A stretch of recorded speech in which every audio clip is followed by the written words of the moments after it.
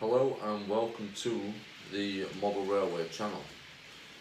Today we are going to be looking at my new 8x4 Engage layout. It's a second-hand layout that I've bought from Model Railway shop, and in the photos when I looked at it, it looks very well, but actually looking at it in detail, there's a lot of problems. So today we're going to run through all of the problems with buying a second-hand model railway layout, especially something of this size in Engage. It has 5 operational lines, many sidings, and a lot of point load. We have got a lot of work to do on this layout, me and my missus. Hopefully we'll get it done sooner rather than later. I've already fixed one line to a certain extent. As you can hear, there's a train running at this moment in time, and I will get some running shots. This is on the lower level. You are currently on the higher level of the railway, because you've got 2 lines on the outside, 2 lines on the inside, and then you've got a 5th line on the inside, and it has a reversing loop, 2 sets of points, which makes no sense, to be honest. It's not prototypical at all. But we'll get around to that. So let's see what we're actually going to do today. So today we're going to be looking at framework, track plan, and what could occur when buying a second-hand layout. Firstly, we're going to be looking at the framework underneath, and to be honest with you, there isn't any, which is not suitable for an 8x4 model railway. Some people think, yeah, it's acceptable, I'll just slide it underneath my bed and it's happy. But for someone who likes to have point motors and quite a substantial amount of wiring underneath, again, which on this there isn't any, it's not suitable at all. The guy who had it previously tried to get it up into his attic and has cut off all 4 corners, which has made my life a million times harder. But what can I do about it now? Not much really. I will be sorting it. I've got an idea for it. However, when you're building your own railway, make sure that you have good framework. It will save you a lot of time and a lot of effort in the long run, because trying to screw screws through scenery or trying to get through the scenery into the wood onto a frame is going to make your life very hard. So we're going to take a look at the framework, what's underneath this. It's going to be quite a short segment because there isn't any at all. There's 1, 2, 3 pieces of framework. So I'll show you this now and I'll explain what's going to happen with it. So with the framework, as you can see, I've added my own legs. These are 8-inch wide by 40 inches tall, made out of 12mm ply. This is my standard for when I'm building any railway. Always use 12mm ply because it's strong enough but flexible enough to take a knock and to take a hit. This is made out of 18mm ply.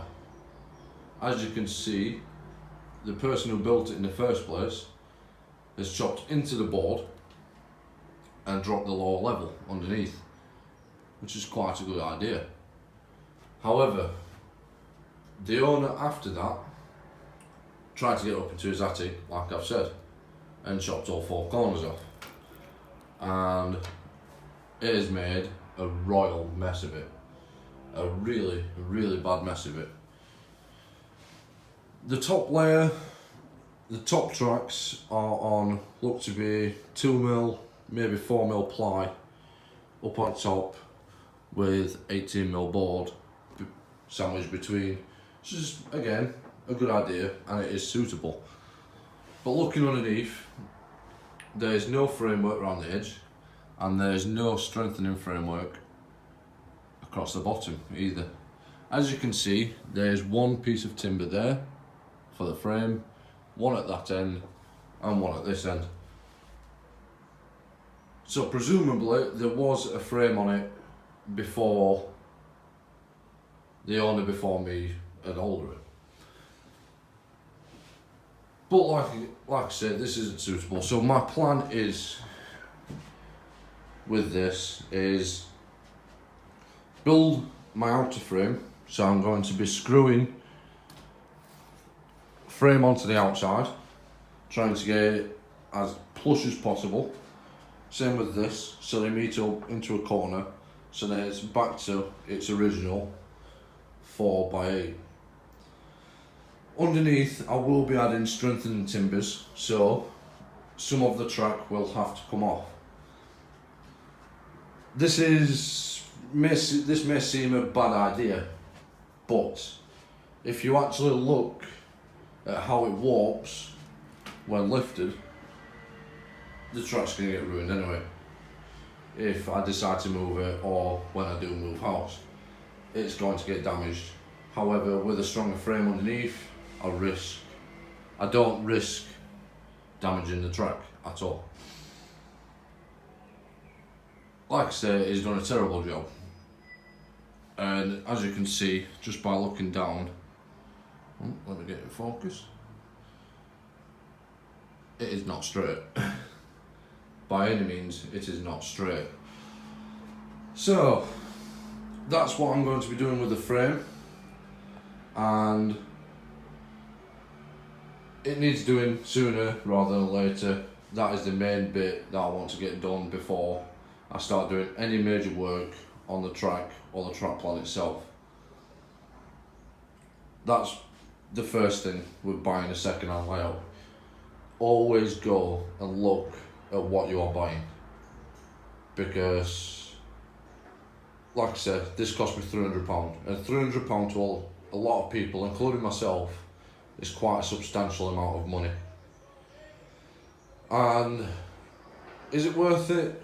I don't know yet. We're going to decide that later on, once we've looked at the track plan and the point work and the track itself. Right, on to the second segment, track plan. Track plan I love, absolutely can't fault it, to be honest with you. It's something I've wanted to do for quite a long time, just never had the time to do it myself. This is why I bought this layout. It's simple. I've got a full-time job. I currently work on the railway anyway, that is what I do. And I simply haven't got the time to build a large layout like this. I mean, you can make time, don't get me wrong, but I work 12-hour shifts, 10-hour shifts, and all I want to do after that is go to sleep. So, next we are going to look at the track plan and the track itself and what condition it's in. Like I said in the intro, it is not good. Not good at all. So we'll take you through what the track plan looks like and where the trains go and how bad the track is actually in. The outer two, which are these two that go round here into quite a wide way. That splits off into two for the station obviously, and that one's just a single one. This is the bit that I've already started replacing and sort of got fixed, because this area was really bad. So as we move down, you can see you get to this switch. This is an old school switch, and to be honest with you, they are terrible. Absolutely terrible. They're in Frog, all of them. I think one or two are Electro Frog, but I'm not too sure. We'll investigate sooner. So as we are here, as you can see, this joint here, it has some sort of protection because it has insulated fish plates. So these tracks run down here under the bridge. The two outer tracks for the station loop connect via this point, which is knackered. As you can see, it needs a lot of push work, and if I go like that, there you go. That point is knackered, so that needs replacing.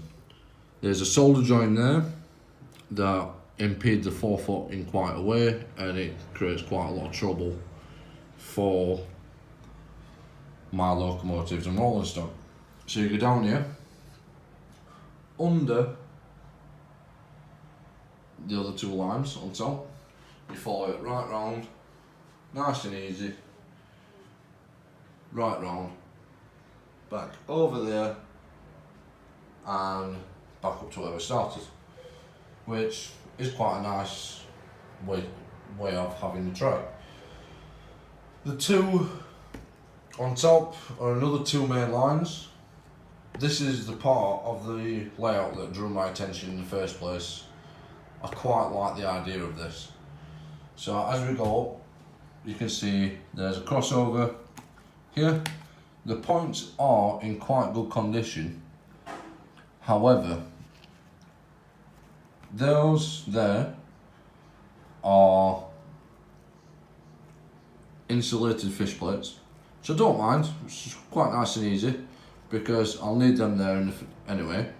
But here, if you can see, the track has been soldered yet again, so that makes my life a million times harder in replacing these. So we move further around, we'll go now all the way up on top of the incline. Here again, the track has been soldered onto an S&T, onto the point. This point is in relatively good condition. So from here, we move down to the station area. Here is a siding that goes all the way along. That's just a stationary siding. I don't know why you put it in. It could have intended to connect it up and have a passing loop, but I don't know why I didn't do it. So that's on the task ahead to do that. So as we come down here, we have another point. This is another old school one, and as you can see, it does not work. It works sometimes, but it does not work at the best of times. And then we've got a set track point. These are what I'm used to. This is what I've always used. But again, it is soldered the joints between the plain line and the point work.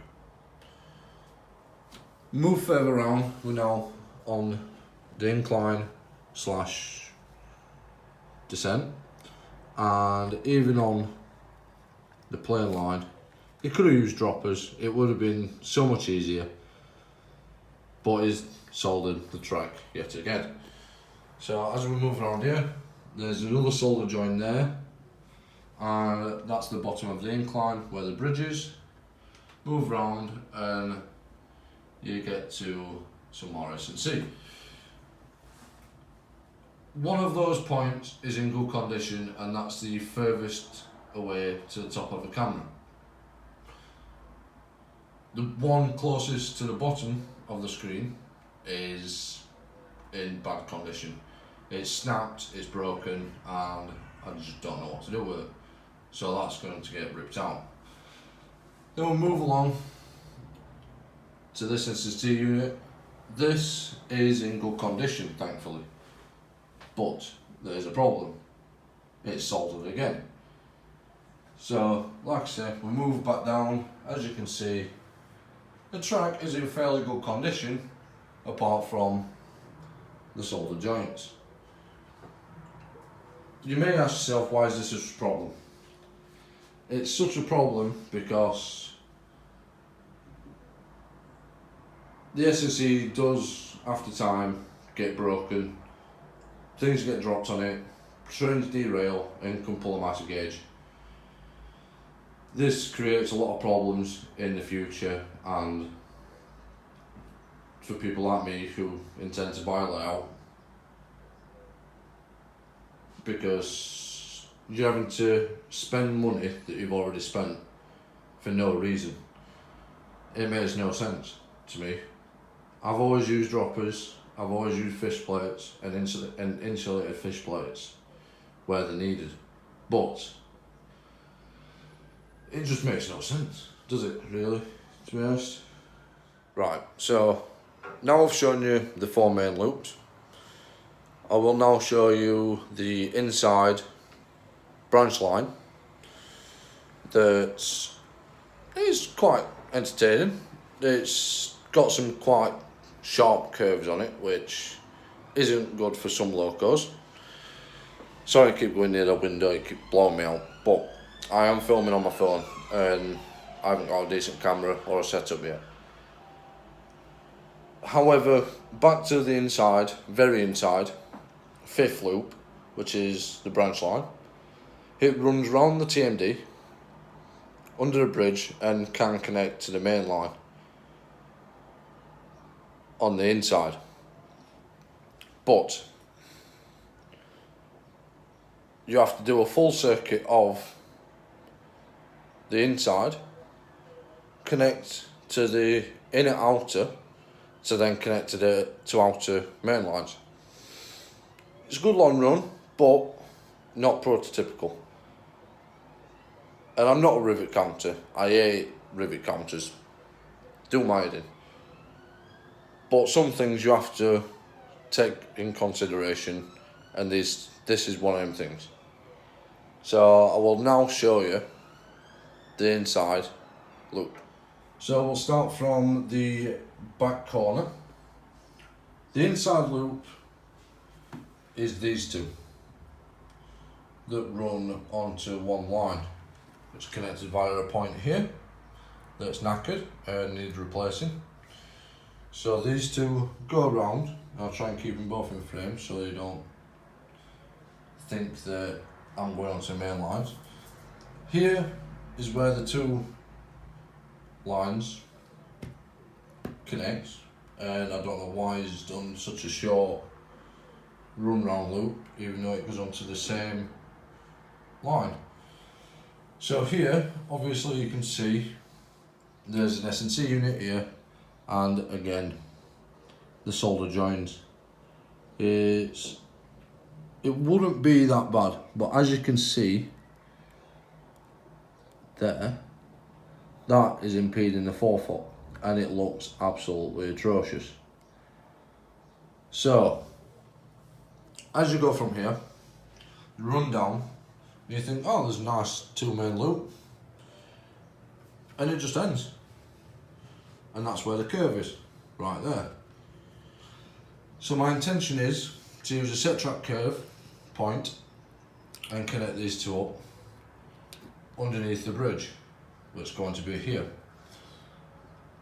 As we come round, goes round the pond, lake, goes along the top, like here.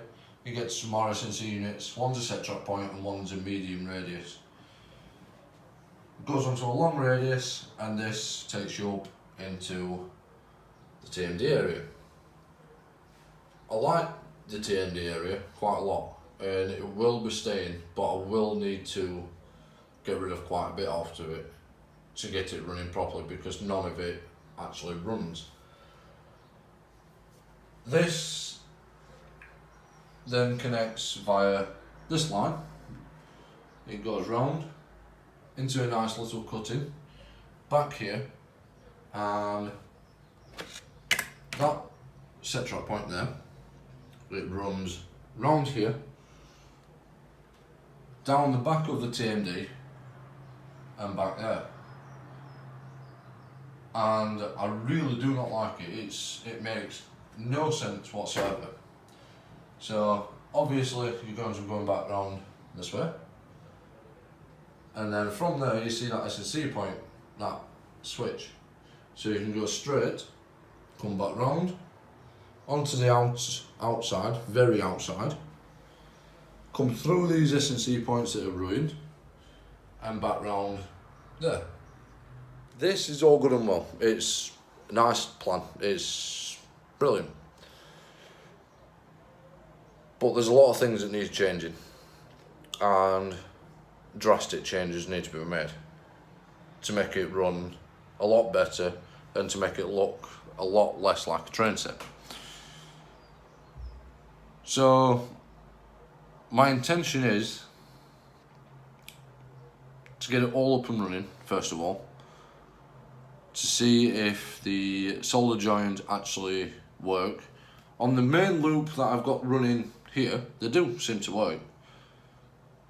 Some of it does impede the 440 and it does derail carriages and wagons. The locos is already ruined my N-Class because it derailed and it snapped one of my smoke deflectors off, so I wasn't too pleased about. I wasn't running it fast, it was just running at a nice speed, but it got jammed and it just collided with another train on the opposing line. But it can be fixed, thank God, because it's a very nice locomotive. These are the problems that you will find when buying a second-hand layout, whether it's off the internet or off for a friend or for a model shop like I've done. And my main advice to anyone who is wanting to buy a train set or buy a baseboard or a built would be go and look at it. Because if you don't go and look at it, you will end up in a position like me where you will have to replace all of the point work. I counted last night that I can save 6 points, and all of those 6 points are in the TMD area. Even though it cost me £300, and £300 to some people isn't a lot of money, but to me it is. I work hard for my money, and I was stupid enough to see it, to not go and see it. This is a fault on my behalf. I should have made the drive, I should have gone and had a look at it, so I could have made my mind up there and then, but I'd already transferred the money and it was here. I had a discussion with the person who was selling it, and he says he'd never had it running and the person before him never had it running. That threw a red flag for me straight away, and that red flag should have stayed up, but it was here, it was in the van, and I thought, you know what, in for a penny, in for a pound. There's nothing wrong with it really, but everything's wrong with it at the same time. I can run trains, just not very well. So I know it doesn't make sense at this minute in time, but it will do once I show you what I've actually pulled off and what I've discovered from the layout itself, because it's alright, but it's not good. The inclines are sort of alright, they need a lot of work. They do need a lot of work. The layout needs work. But I think this is it for this episode. This is my first episode. So if you do have any comments or you do have any advice, then please let me know down in the comments. I do have an Instagram. I will leave that on my YouTube channel for you to go and have a look at. and I hope you liked my first video, to be honest. Even though it's a bit of a downer, but there's always light at the end of the tunnel, as I say. Unless it's an oncoming train, then you are knackered. So, hope you enjoyed the video, and hope you've enjoyed my new layout, because I have. It's going to be a challenge. Thank you for watching the Model Railway channel. I hope you subscribe and ring the bell icon. I don't know when my next video is going to be up, but hopefully it will be soon. I do have a few days off, and thank you very much.